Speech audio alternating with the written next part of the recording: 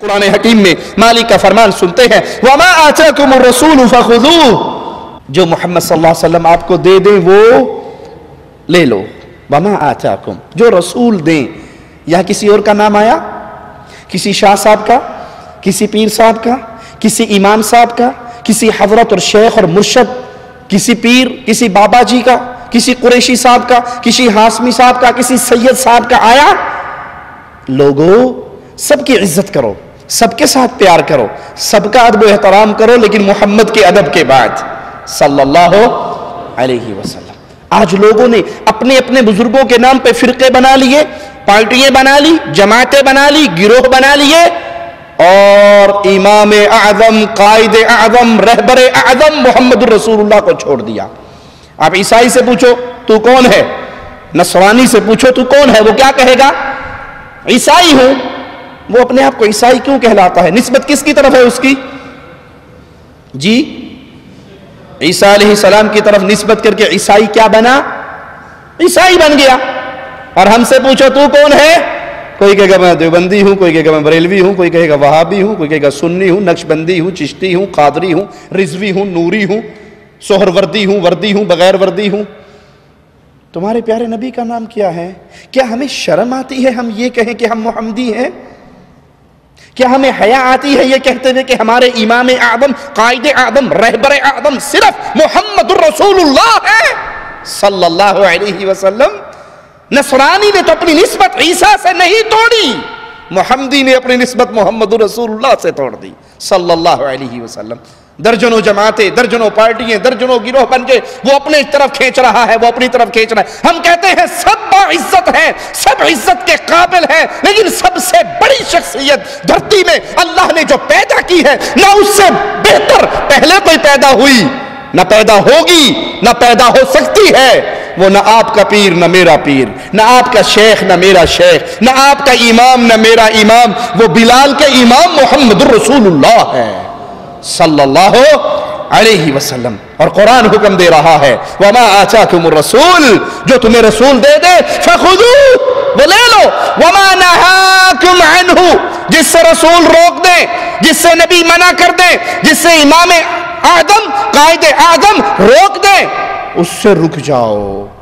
اور کسی کی یہ شان نہیں ہے، اور کسی کا یہ مقام نہیں ہے، اور کسی کا یہ حق نہیں ہے مصطفیٰ کے آنے کے بعد.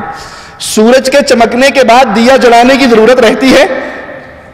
آپ نے اکثر دیکھا ہوگا فجر کی نماز کے بعد، سورج نکلنے کے بعد، یعنی صبح 7 بجے 8 بجے لوگ ناشتہ لینے کے لیے، دہی لینے کے لیے، چنے لینے کے لیے جاتے ہیں. نان چھولے کا ناشتہ کرنے والے، حلوہ پوری کھانے والے لاہوری، وہ ناشتہ لینے جاتے ہیں نا موٹر سائیکلوں پہ. چونکہ موٹر سائیکل رات کو بند کیا ہوا ہوتا ہے، سوئچ آف اس کا، تو صبح دن نکلنے پہ جب سٹارٹ کرو تو فرنٹ لائٹ جلنے کا احساس ڈرائیور کو نہیں ہوتا.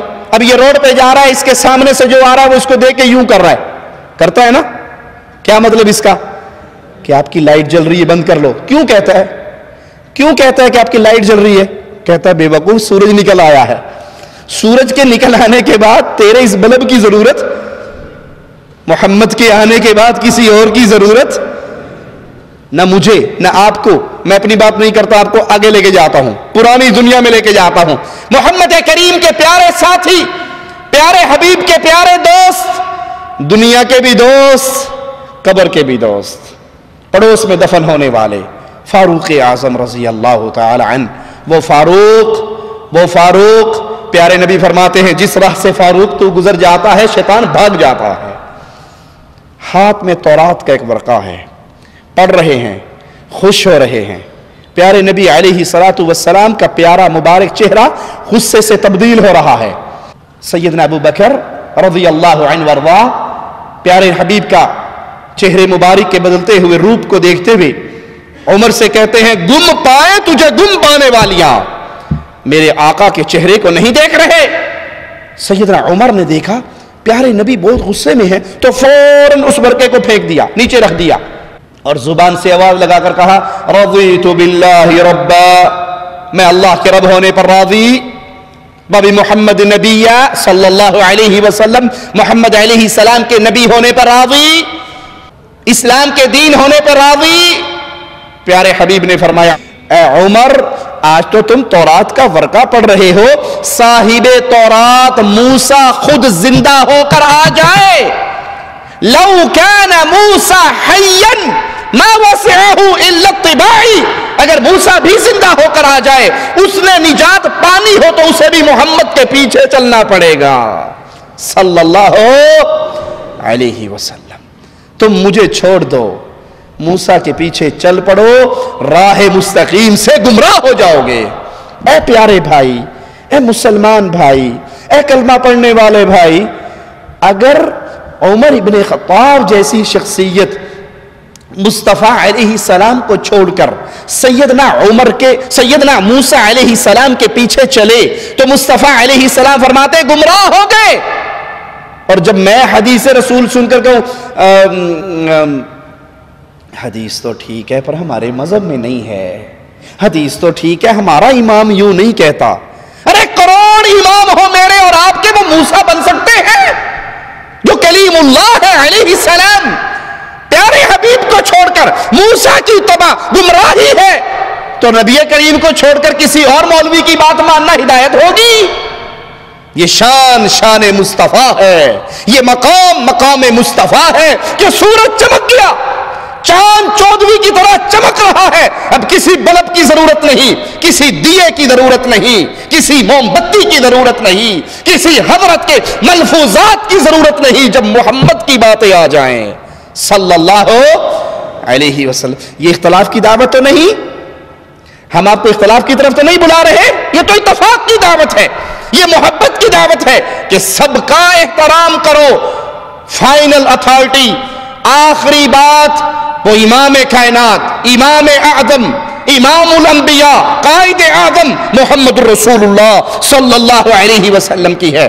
اور اگر یہ نہیں مانتے تو آیت کا اگلا حصہ سنتے جائیے، ان اللہ شدید العقاب، جو رسول دیتا ہے لے لو، جو رسول روکتے ہیں رک جاؤ، اللہ سے ڈرو اور یاد رکھو اللہ کی پکڑ بڑی شدید ہے۔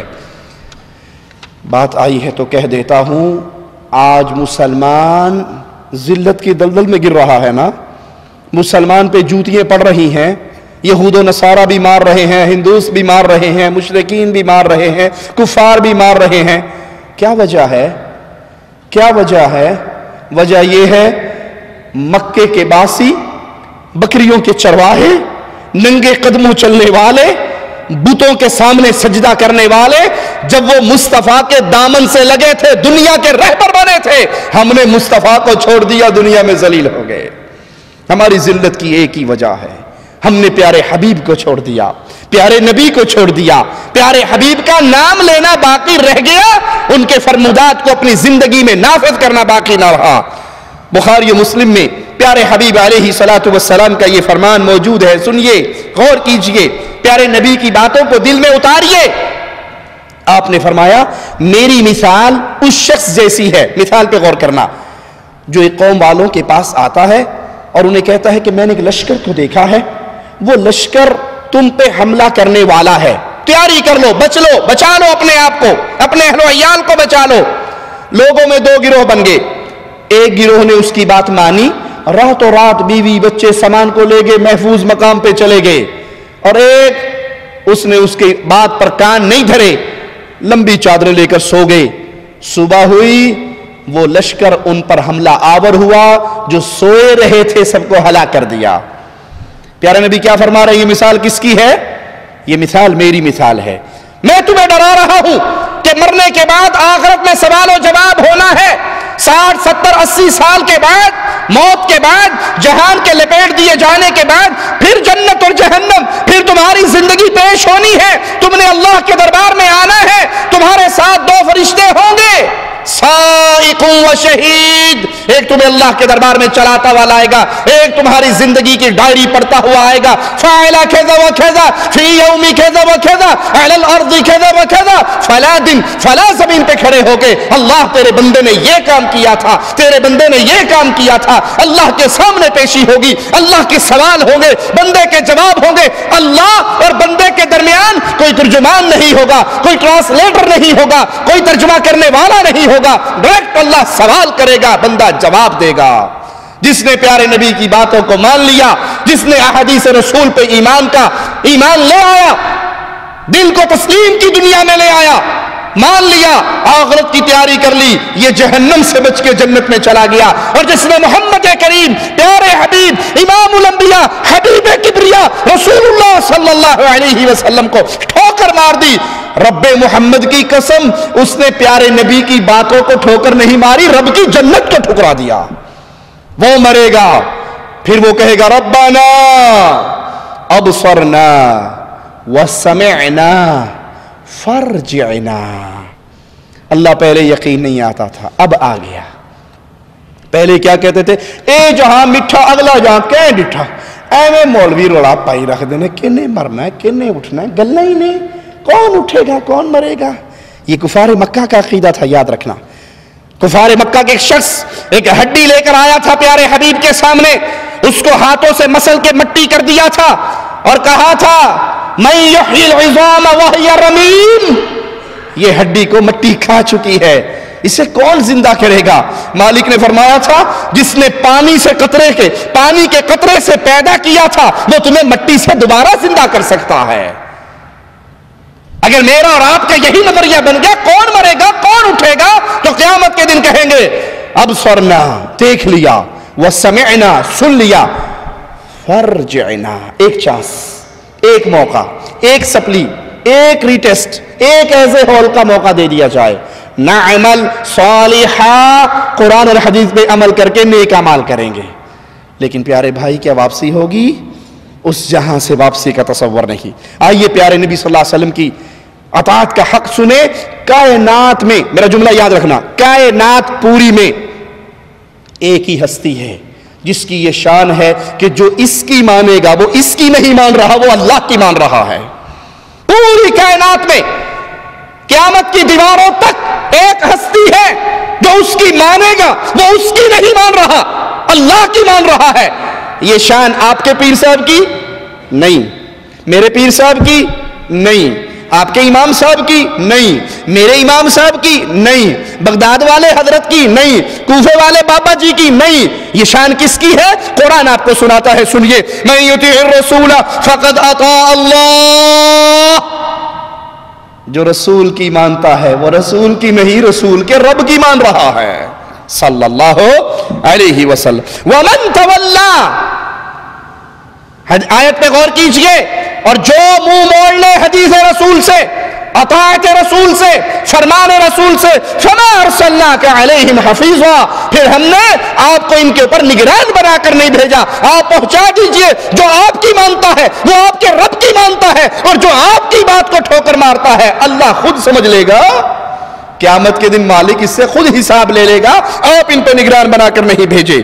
صحیح مسلم میں پیارے حبیب علیہ السلام کا فرمان موجود ہے، سنیے، من اطاعنی فقد اطاع اللہ، پیار اور محبت کے ساتھ، چھیڑتے اور طنز کرتے ہوئے نہیں، دکھ اور درد کے ساتھ حقیقت آپ کے سامنے رکھتا ہوں، اللہ کا واسطہ دے کے پوچھتا ہوں، کیا کسی امام کا یہ مقام ہے؟